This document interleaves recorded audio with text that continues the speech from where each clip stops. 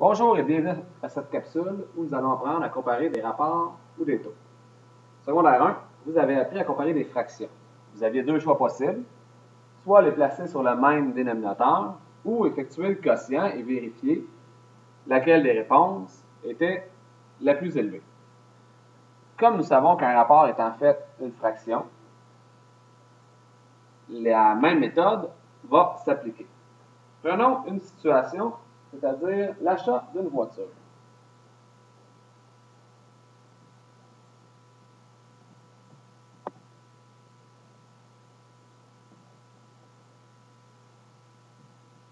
Le marchand vous offre trois possibilités. Possibilité A, il vous dit que vous allez payer 420 $ à tous les 30 jours. Possibilité B, 1640 $ à tous les 120 jours. Et possibilité C, 830 $ à tous les 60 jours. Évidemment, pour comparer ces trois taux, il faut être capable de les placer soit sur le même dénominateur,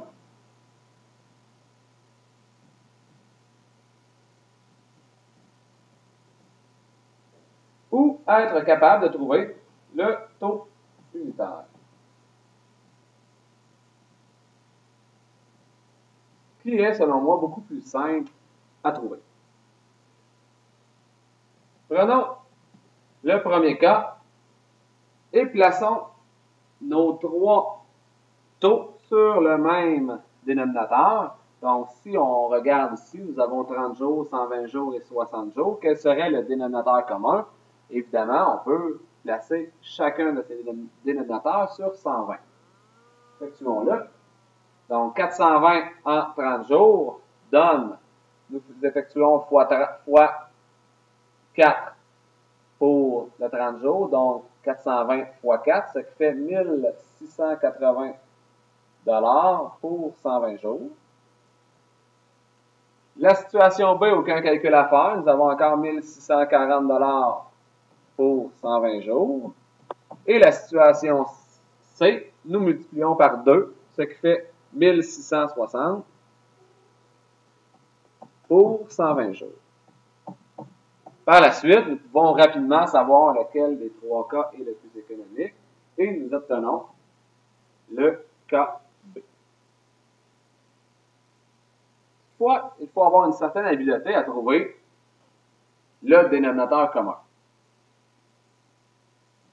Dans le deuxième cas, où nous devons trouver le taux unitaire, ce qui a été pratiqué dans la capsule précédente, donc nous devons dans chacun des cas trouver pour une journée quel est le prix de la voiture.